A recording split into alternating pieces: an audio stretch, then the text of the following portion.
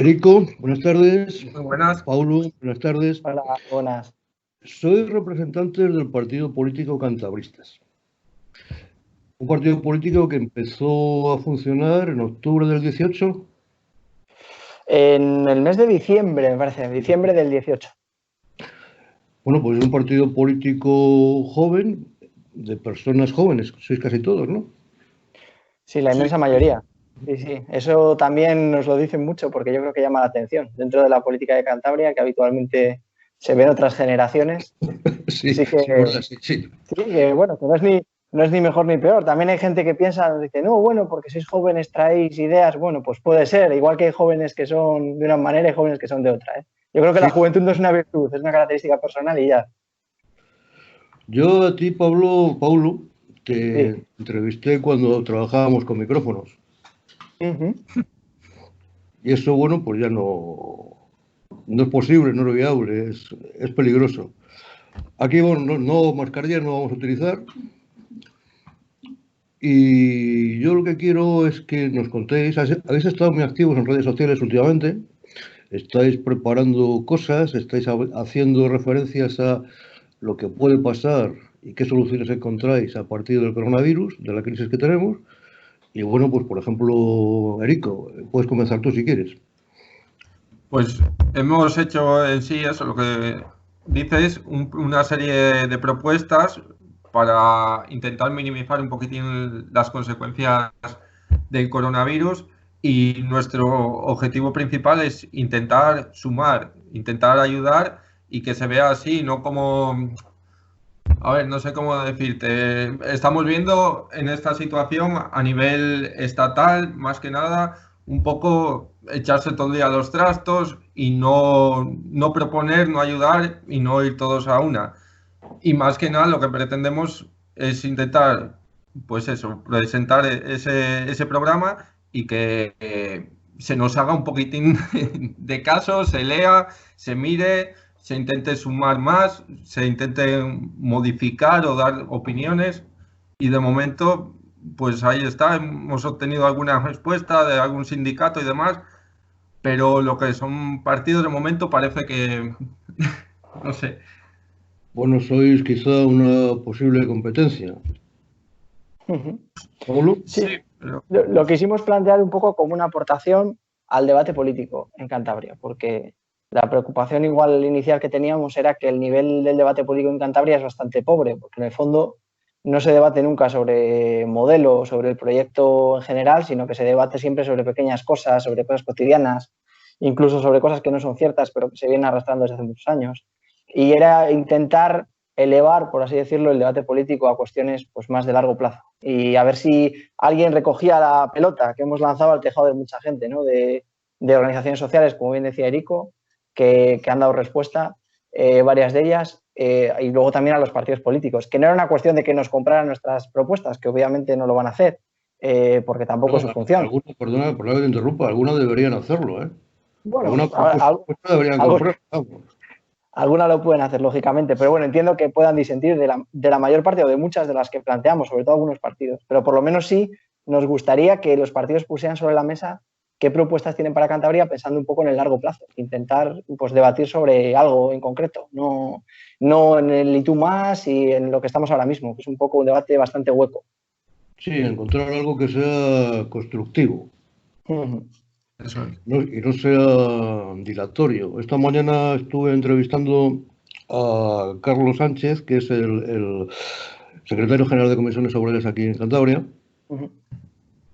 Y voy a aprovechar esa entrevista. Cuando acabamos esa entrevista, yo hablé de aquella propuesta, él argumentó sobre aquella propuesta que hizo Revilla de la recuperación de las minas en la zona de Saya. Que la verdad llegaban hasta comillas, me parece que llegaba Erico, el planteamiento que tenían ellos. Hasta lo que les dejes. Bien, eso tiene, bueno, pues tenía varios componentes. Al final, lo único que ha quedado es que cambiaron la ley del suelo. Es lo único que ha quedado. Bueno, y la publicidad que se hicieron, que se hizo el partido de Revilla en cuanto a los muchos puestos de trabajo que iba a conseguir en Torrelavega.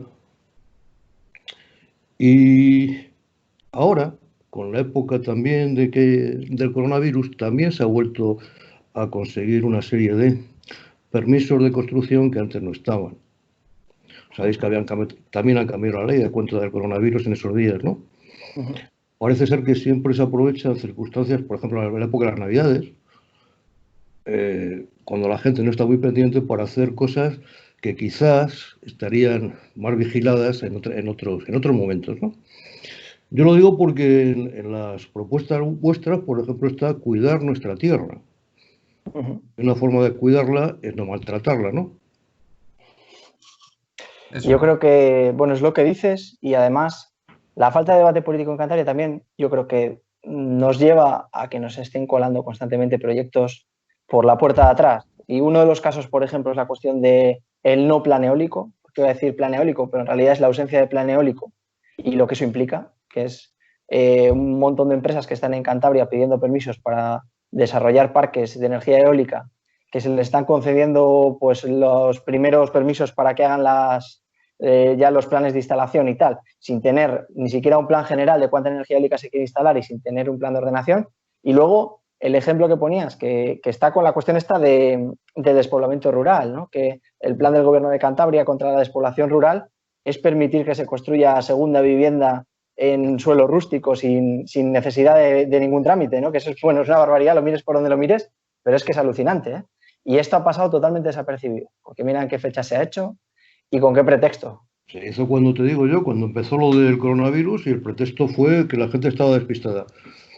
Pero es que además en estos asuntos siempre hay un problema muy grande y es que quedan al final, en muchos casos, como nosotros traemos el progreso de esta manera y quienes se oponen se están oponiendo a todo, al progreso. Y es que no es así, es que lo que hay que plantear son bien las cosas. No se puede construir a cualquier precio, no se pueden hacer disparates como lo de la mina y lanzar ahí empleos a tutiplén cuando no había ni estudios ni nada, y todas las asociaciones ecologistas ya advirtieron de ello y demás, y del trámite que había hecho la empresa en más lugares ya se sabía más o menos, se podía intuir alguna cosa. Se me ocurre otro ejemplo, que sería el puerto de San Vicente de la Barquera. Pues son estos ejemplos que siempre ponemos también como lo que denominamos las políticas del hormigón, con más o menos acierto, pero que es como el proyecto político, pensamos, compartido por los principales partidos, que en este caso yo creo que es muy fácil asociarlo al PRC, porque es el partido que está ahora en el gobierno y manejando este tema, pero que lo ha compartido también el Partido Popular y en cierta manera el Partido Socialista, que también ha estado metido en ello durante mucho tiempo y en los ayuntamientos lo ha apoyado siempre, y que pensamos que no es la solución, lógicamente. Lo que pasa es que, como tú bien decías antes, Erico, la gente que llama la atención sobre estos casos parece que va en contra del progreso, parece que va en contra de la mejoría, y en el fondo es al revés, ¿no? Porque el mismo puerto que hacía referencia a ello de San Vicente está parado por los juzgados, está parado porque el proyecto estaba sin culminar, ¿no? Entonces la gente de San Vicente dirá, no tenemos trabajo. Pues, hombre, no sé qué decirte, ¿no? Si quitas el monte de San Vicente o haces como en comillas, que quitaron el monte de la estatua para hacer una casa y un aparcamiento, pues sí que hay trabajo, ¿no? Pero cuando se acaba la naturaleza ya no hay trabajo para nadie. Bien, eso también lo comentáis vosotros, ¿no? En el tema de, bueno, no sé en qué epígrafe concretamente, sería vertebrar el territorio. Sí, en vertebrar el territorio hablamos más bien del tema comarcal y también de la cuestión de la movilidad, pero hablamos fundamentalmente en cuidar nuestra tierra y luego también cuando hablamos de la economía, porque en el fondo lo que subyace a todo esto es ese modelo de desarrollo que pensamos que es pues, muy pobre. Pensar que se puede desarrollar económicamente Cantabria, se puede seguir desarrollando en base a destruir constantemente la riqueza natural y demás, y sobre todo con lo contradictorio que es con la idea de promocionar Cantabria como un lugar turístico de referencia y que sea el motor económico de Cantabria, ¿no? No sé yo quién querrá visitar un lugar en el que no queden espacios verdes de calidad, en el que no quede nada, y con el paso de los años pues vamos hacia allá si no cambiamos de modelo. Yo creo que tendremos que cambiar, no sé si queriendo o a la fuerza nos harán cambiar de modelo desde otras instancias, pero desde luego en Cantabria se siguen repitiendo errores de los años 80, es una barbaridad. Erico, ¿tú qué opinas? Pues yo en este sentido, vamos, suscribo lo que ha dicho Paulo y además lo que dice de si nos obligarán, pues la situación esta de COVID yo creo que es un palo más para a ver si despertamos de una vez, porque aparte del construir a cualquier precio, lo echamos todo en el turismo y como ya hemos dicho más de una vez, el turismo es un motor que funciona unas veces, que para, que sube, que baja y no, eso no puede ser, vamos, una población no puede depender de ello. Sí, pero hasta ahora ese turismo, o sea, la referencia que haces a la estacionalidad del turismo, que bueno, es evidente y es obvio, ¿no? Ahora ya hablamos de palabras mayores. Ahora ya no hablamos de que la gente venga la semana que viene o dentro de 15 días. Es que la gente puede dejar de venir, porque el virus sigue estando. Sí, sí, sí.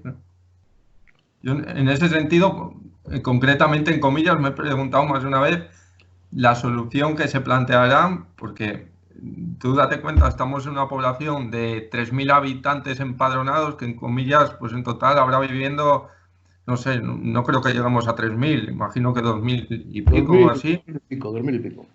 Por eso, y en verano que seremos más del triple. ¿Y qué haces? En julio va a poder haber más del triple de veraneantes en comillas, de verdad. ¿A qué precio también? Yo particularmente me cuesta creerlo, me cuesta verlo y cuesta que me convenzcan de ello. No sé. Bueno, durante varios años, durante muchos años, la idea de la mejor gestión que tenía el Ayuntamiento de Comillas era en tanto en cuanto más vecinos, no, más turistas venían, ¿no? Ellos hacían la publicidad de aquí 10.000, vamos a ver 15.000, 20.000. ¿Qué para no dejen de caber no se trata? Ese es otro tema. Esto, bueno, quiero hacer la mención que también hay una solución para los problemas de Comillas en particular, ¿no? Que es la aportación que según la alcaldesa de Comillas van a hacer los papardos, que dice que van a dar unos dineros para la gente mísera o a miserable, no miserable, a miserable, que viven aquí, ¿no? A mí me parece una cuestión absolutamente indignante, pero bueno, ya habrá tiempo de hablar de ello. Otro tema, apoyar la cultura. Bueno, hemos sacado justo una serie de medidas, una serie de ideas también que ayer hemos desarrollado y apareció en prensa, si no me equivoco, esta mañana o ayer aparecieron algunas cuestiones relacionadas con el tema de cultura, porque claro, la situación es una situación bastante dura para todos los sectores, pero concretamente el sector cultural en Cantabria pues está pasándolo realmente mal y no solo por la situación de ahora, sino por la situación que parece que viene los próximos meses.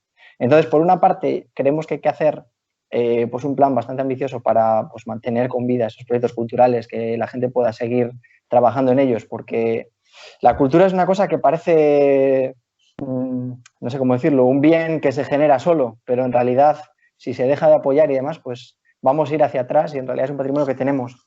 Yo ahora lo vivo, antes hablabais del ejemplo de Comillas, en el ejemplo de Torlavega se ve muy claro. Torlavega, uno de los valores que tiene es la cantidad de producción cultural que tiene, con la cantidad de grupos de artistas que se mueven y que hay que apoyar de alguna forma, porque si no, pues al final se contribuye a un modelo de ciudad muerta, ¿no? Un modelo de ciudad que no tiene vida dentro. Entonces, bueno, pensamos que hay que apoyar el sector cultural. Hacía referencia a que se ayudara, o sea, promocionara a los grupos locales. Bueno. En la entrevista a la que hace resolución del periódico.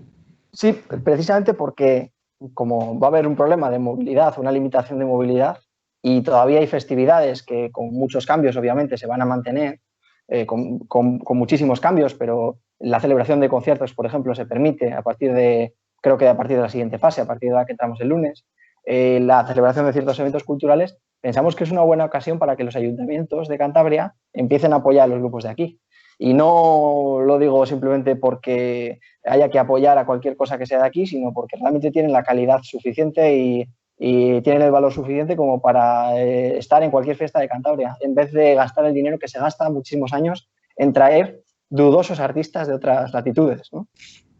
Y que dejan el pabellón en vez de bien alto, bien bajo, con deudas, sin devolver el dinero de entradas y demás. Ya hemos visto cada cosa aquí que no nos impresiona nada, yo creo. Bueno, eso, yo por la experiencia geográfica que tengo, no es un problema, No es un chanchullo únicamente de aquí de Cantabria, ¿eh? Ocurre en más sitios. Es generalizado. Pero es verdad que aquí debe ser que tenemos muy mala suerte, porque está lo de Enrique Iglesias, lo de David Guetta. No sé, a veces no sabes si es mala suerte o no sé. Bueno. Vamos a cambiar de tema, ¿os parece? Vertebrar el territorio. Vertebrar el territorio que, por ejemplo, significa que las mujeres, me hubiera gustado contar con una compañera vuestra en la entrevista, bueno, ya habrá ocasión, ¿no? Aquí se ha hablado muchas veces de que las mujeres son las que mantienen el territorio. Y eso va relacionado, evidentemente, con temas de feminismo, de protección a las mujeres. ¿Cuál es vuestra opinión? ¿Cuál es vuestra oferta programática? ¿Qué opináis? Bueno, por una parte, en cuanto a la vertebración del territorio, lógicamente, tenemos que favorecer la movilidad entre áreas rurales, que eso es una de las tareas pendientes que hay en Cantabria y que yo creo que es una de las claves para un modelo económico nuevo también, que la gente pueda habitar en las zonas rurales con garantías y con normalidad, y eso también tiene que ver con otras cosas, ¿no? Porque el acceso al empleo tiene mucho que ver con eso también, y la capacidad de conciliación también tiene que ver, porque en realidad poder habitar en un lugar, poder tener flexibilidad también a la hora de desplazarte, pero a la hora también de trabajar, que yo creo que es una de las cuestiones también que hay que abordar, ¿no? El sector turístico, que es el sector, no sé cómo decirlo, el supuesto motor de la economía de Cantabria, porque yo creo que casi la economía de Cantabria... Porcentualmente no lo es, ¿eh? Sí, bueno, iba a decir que se caracteriza casi por no tener motor, pero bueno, sí. Sí, la apuesta principal, vamos a decir, de la economía de Cantabria, pues es un sector que aparte de que está muy feminizado y al mismo tiempo está muy precarizado, y esto no es una casualidad, ¿no? Entonces, hay que apostar por otros tipos de empleo para poder garantizar pues, unas condiciones de vida digna a todo el mundo, especialmente por estos tipos de empleos que sufren sobre todo las mujeres, empleos en el sector servicios, empleos muy estacionales, también empleos a media jornada que estamos viendo. Entonces hay que avanzar por un lado hacia la corresponsabilidad, pero no poner todo el peso en el lado de las personas, de las familias y demás en organizarse, sino que las empresas también tomen nota y empiecen a facilitar ese tipo de cuestiones. También en vertebrar el territorio habría que incluir la llamada brecha digital. Ahora se está agudizando, es una situación, vamos, es que todo viene al caso del COVID, nos está dejando desnudos por todos lados y gracias a ello se está viendo pues que muchos lugares todavía están pues eso con los derechos humanos que incluyen ya la conexión digital, pues en Cantabria hasta cierto punto todavía no es posible. Y en muchos casos, institutos y demás han tenido que servir a los alumnos de un punto de acceso de Internet, ordenador y demás. En pleno 2020 parecía ya superado esto, pero no. Lo que es clave, yo creo, Daniel, es que no podemos pretender que haya igualdad sin que haya servicios públicos garantizados para toda la población, también independientemente de dónde viva. Porque el acceso, por ejemplo, a la educación en lugares, en zonas rurales, el acceso a condiciones sanitarias, a la sanidad pública en todas partes es fundamental para poder habitar el medio rural, pero también para garantizar la igualdad de todas las personas. A ver, lo decía Erico con la cuestión de los medios en el ámbito educativo, que yo creo que es una de las conclusiones más destacadas que se puede sacar, por lo menos en ese ámbito, en la pandemia, pues la enorme desigualdad que ha destapado toda esta cuestión del teletrabajo y del teleestudio, digamos, de las personas que van a institutos, a colegios, ¿no? Que se ve pues la enorme brecha que hay entre unas personas y otras. Cuando hacía Rico referencia, utilizaba la palabra desnudo, que nos deja desnudos, te quiero referir al cuento ese del que ve las cosas y le dice delante de los cortesanos que el rey va desnudo. Ese es el tema de las instalaciones, llamando a las instalaciones, de las instalaciones que hay en Cantabria. Claro, es salvaje que un chaval, porque viva en un pueblo de montaña, vaya a perder un curso, o no tenga recursos suficientes si viva en un barrio de Santander para no tener un ordenador, ¿no? Eso es cruel, eso es no sé, evidentemente es hacer unas diferencias sociales y perpetuarlas en el tiempo, ¿no? Vosotros me imagino que habéis estudiado igual que me he estudiado yo, pues bueno, pues porque lo han pagado mis padres, ¿no? han tenido oportunidad de pagarlos, ¿no? A lo mejor el vecino de al lado que vivía en el piso de arriba, yo vivía entonces en Madrid, en el piso de abajo no tenía para. Y ese no tener para luego crea unas diferencias sociales que no están ajustadas a que yo haya trabajado más o el menos, sino que yo he podido y él no, ¿no? ¿Os parece, no? La cuestión de las becas, ¿no? Sí, Erico, por ejemplo. Eso va a señalar. Me acuerdo bien ya de la última crisis económica, cuando se vino con toda la política de recortes en educación y demás, como desde muchos medios se daba voz a gente, que, bueno, hay que llamarlos gente, que decían que eso no existían, esas desigualdades no existían, que no era posible, que no se cortaba el acceso, que quien no sacaba tantas notas, pues igual no se merecía seguir estudiando, que la meritocracia y demás, en fin. Bueno, en realidad la teoría esa viene a decir que cualquiera de nosotros tres podemos ser presidentes de Estados Unidos, ¿no? Sí. En teoría además, sí, ¿no? Es una paradoja, ¿no? Porque luego la vida real de meritocracia tiene poco y encima el mundo, por ejemplo, de la empresa privada, que siempre se pone como ejemplo, es lo contrario a la meritocracia, si lo piensas, ¿no? Porque en muchos casos, pues, bueno, tú contratas al que conoces, o sea, es así, funciona así. El mundo es eso, más bien. Bueno, en el mundo de la empresa privada hay muchas empresas privadas, ¿eh? Yo he trabajado en alguna multinacional y resulta que la meritocracia sí que existe, ¿eh? Hay otras cosas que sí que existe. Existe mucho politiqueo también interno, pero también existe la meritocracia. Bueno, más cosas que tenéis aquí apuntadas, que hemos hablado de cuidar la tierra, economía para el futuro. Eso tiene que ver con que consumamos productos de aquí, tendrá que ver con la cercanía, tendrá que ver con el acceso a esos productos. Sí. ¿Qué es, Erico? No, que en ese caso nosotros por lo que hemos apostado por la creación de una serie de parques agrarios, que ya lo habíamos comentado cuando las elecciones en nuestro programa político se recogía, y vemos una solución posible en ello. No sé, el empleo le queremos dar una vuelta y formar un empleo verde, por así decirlo, que en base a los alimentos y demás sirvan a colegios, hospitales, y pues en esa situación más o menos se puede canalizar, dar salida y así acrecentar un poquitín la economía. Sí, la cuestión... Perdón, sí. Dime, Pablo. No, que la cuestión que cruza transversalmente a todo esto es el debate sobre la soberanía alimentaria, que es una cosa que hay que poner, yo creo, sobre la mesa, que es qué sentido tiene que estemos consumiendo alimentos que vienen de miles de kilómetros, con los costes que tiene eso de desplazamiento, ya no solo económicos, también medioambientales. ¿Cómo se puede apoyar la producción de aquí? Porque luego nos llevamos las manos a la cabeza, ¿no? Porque el mercado de la leche, por ejemplo, atraviesa problemas, o mercados de producción agrícola en Cantabria tienen problemas, ¿no? Pues realmente hay que fomentar el consumo aquí. Y eso, más que con declaración de intenciones, yo creo que es generando redes realmente, apoyadas desde las instituciones, pero desde redes de consumo en lo local, a cooperativas de producción que también tengan distribución dentro de Cantabria, a utilizar, como bien decía Erico, lo producido en comedores escolares, en los hospitales públicos, intentar darle salida a todo eso y apoyar de manera real, efectiva, a la gente que está produciendo en Cantabria, porque realmente pensamos que una de las salidas a la crisis económica que viene con esto es la producción, tanto agrícola como la producción industrial relacionada con la transformación de productos agrícolas y ganaderos, que está bastante en la identidad y en la esencia de Cantabria, pero además en la estructura económica. El tema de la soberanía alimenticia es que es tan evidente como que durante la época de la pandemia no ha habido desabastecimiento de productos alimenticios.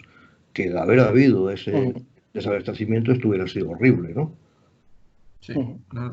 Y aprovechando esto, hemos visto un ejemplo muy bueno con la red que crearon de apoyo mutuo, todas las festas ecológicas y demás, que bueno, hoy, si no me equivoco, hoy también iban a servir más.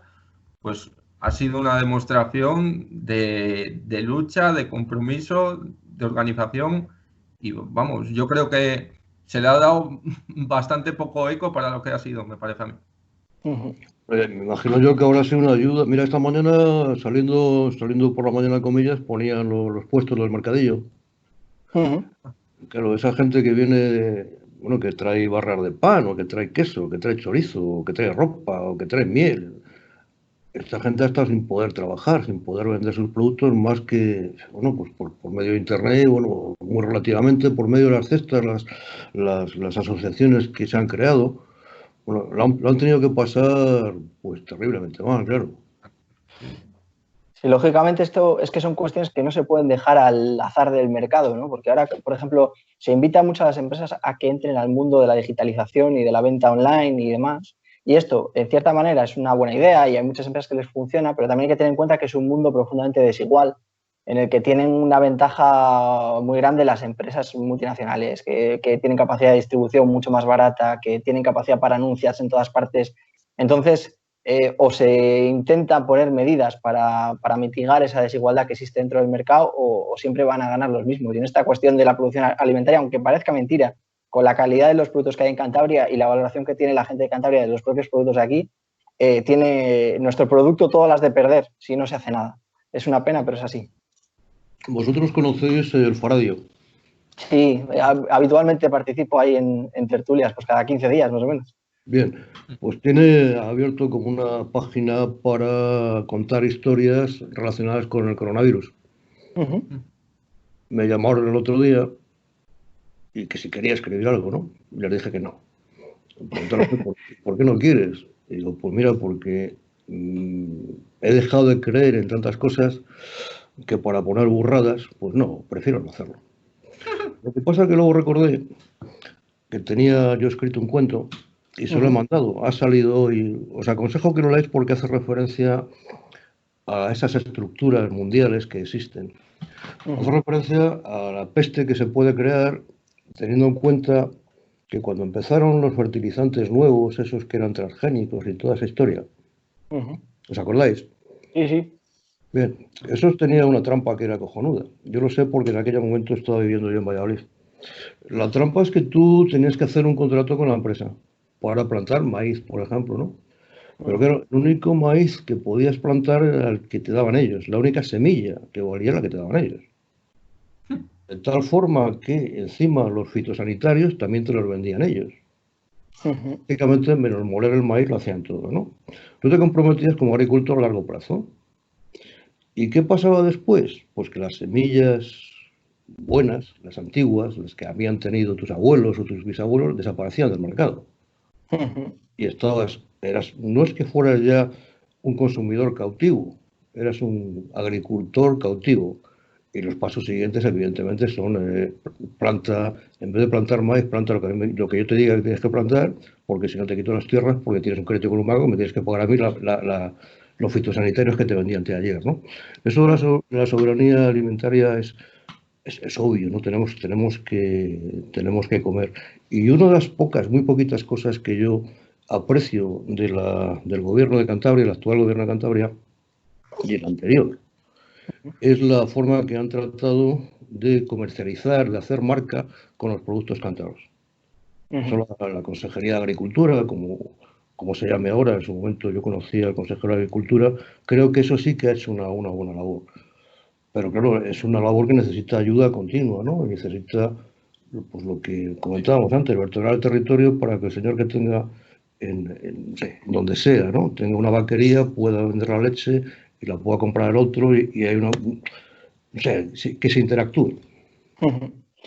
También necesita, yo creo, apostar por el sector un poco, tener una idea un poco más clara de lo que se quiere hacer. Me explico. Por ejemplo, una de las cosas que proponíamos era el apoyo al cooperativismo. Yo creo que el tema del cooperativismo agrario en Cantabria es una asignatura pendiente. Esto no es solo responsabilidad del gobierno de Cantabria, porque al fin y al cabo para montar una cooperativa tienen que querer una serie de productores agruparse y hacerlo, ¿no?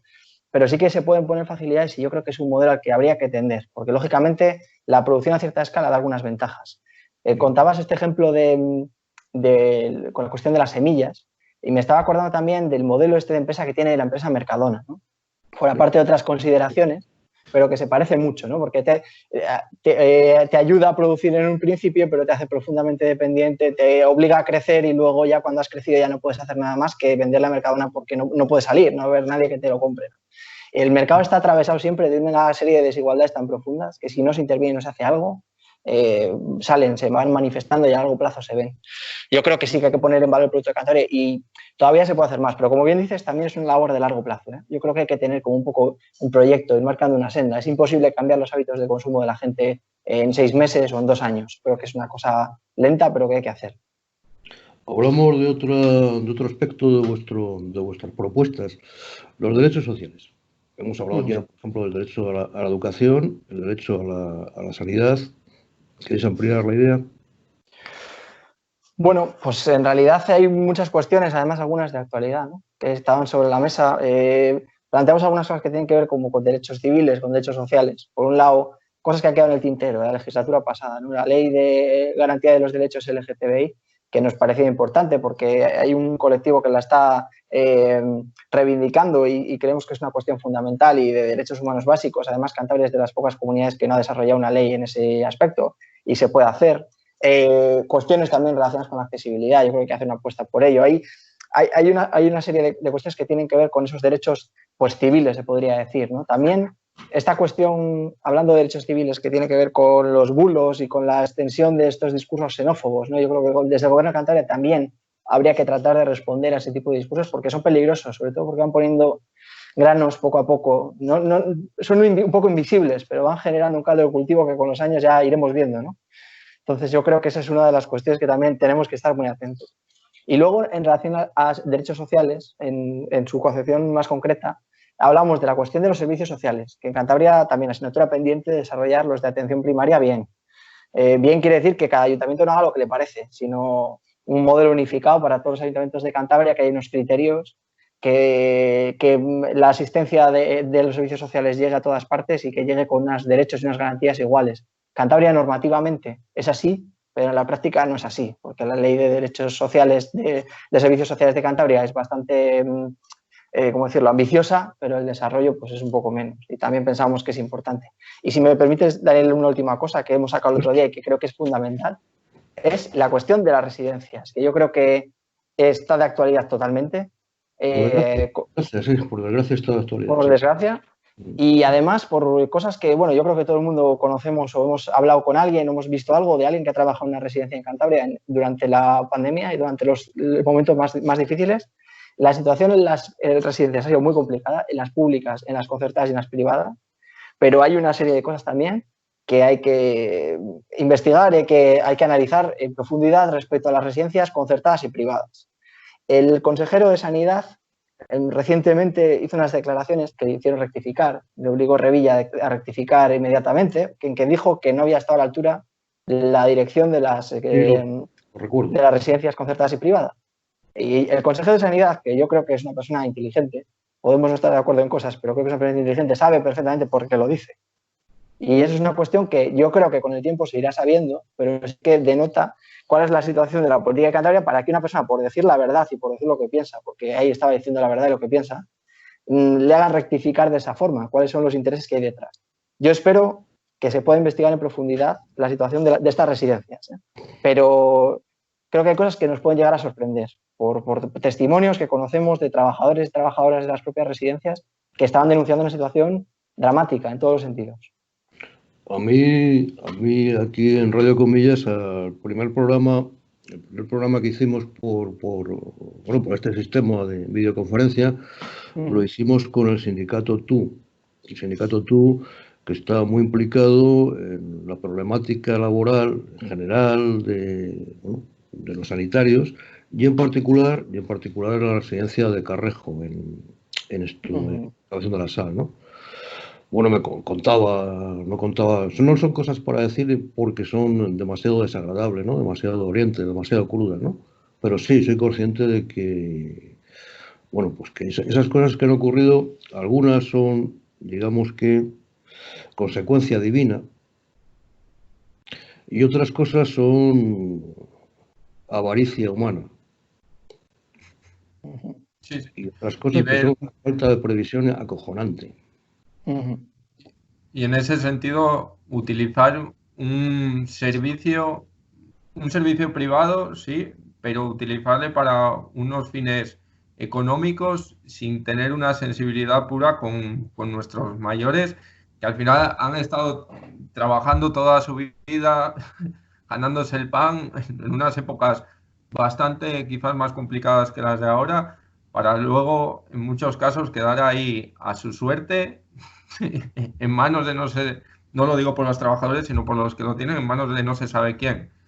Que... Bueno, yo en este caso discrepo un pelín.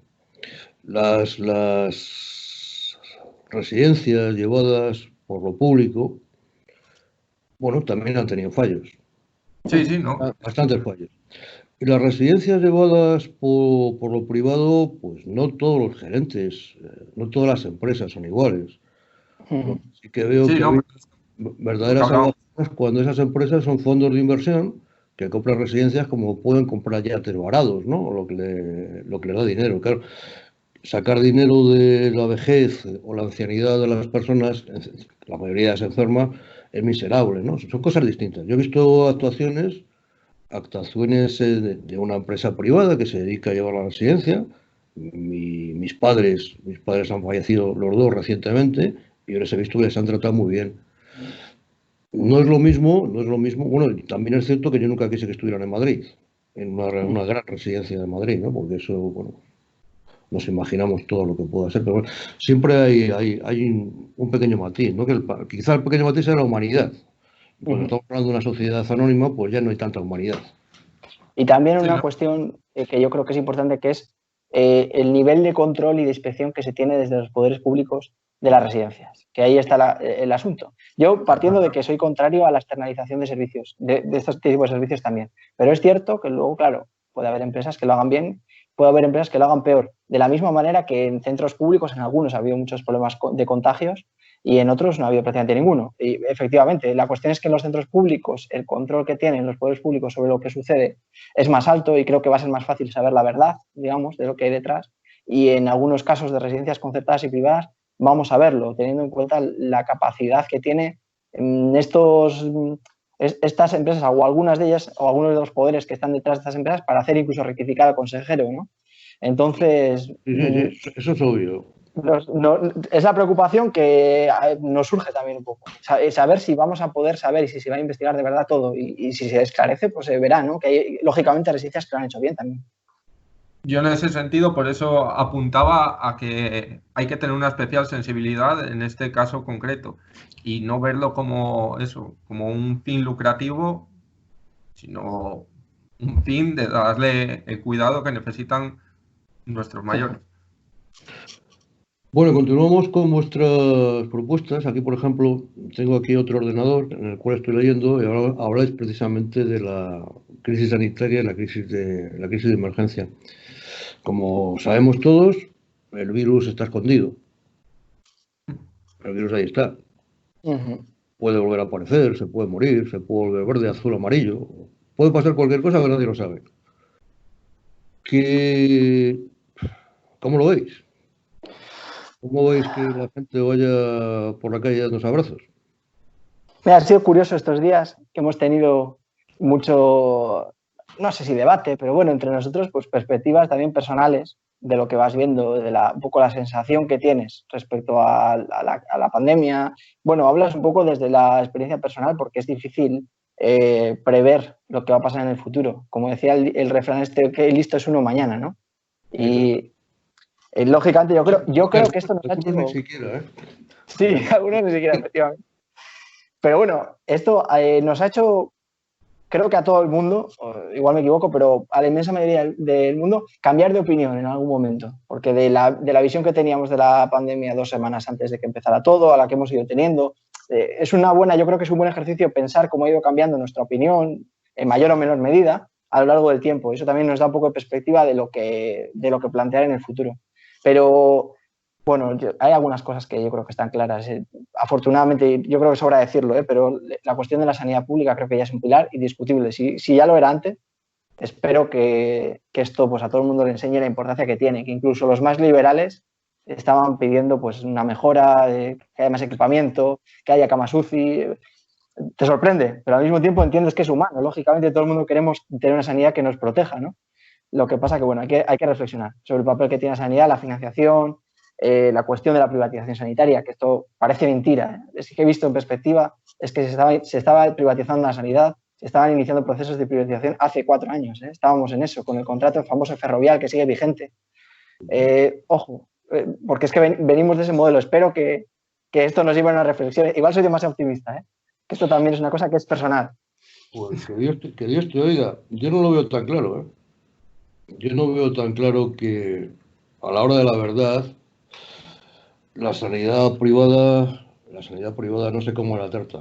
No sé cómo era la tarta más grande del pastel y dije a la sanidad pública, bueno, lo que no era rentable. Yo no me gusta pensar lo que tú piensas, bueno, si es que piensas mejor que yo en esto, pero yo no lo veo tan claro. Yo veo mucho, no sé.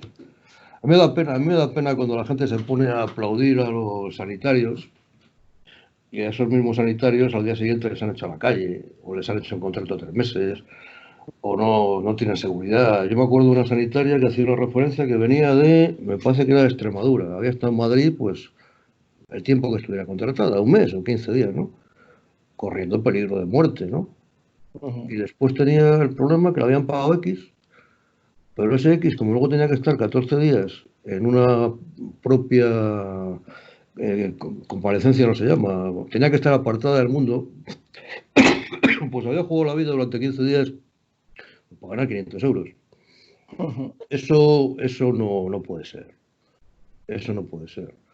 Y claro, yo no soy muy samaritano, pero yo me imagino ser médico, ser enfermera, ser ATS, ser camillero, limpiador de hospital, y si me queda otro remedio, yo no lo repito. O sea, yo te puedo, por ejemplo, a ti salvar la vida si puedo, pero la segunda vez que me quiero tirar por un barranco, pues tírate, macho, ¿qué es que te digo?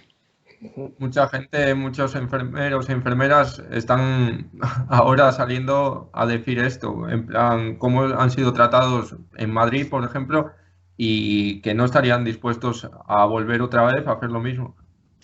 Porque después llega una patada y adiós muy buenas.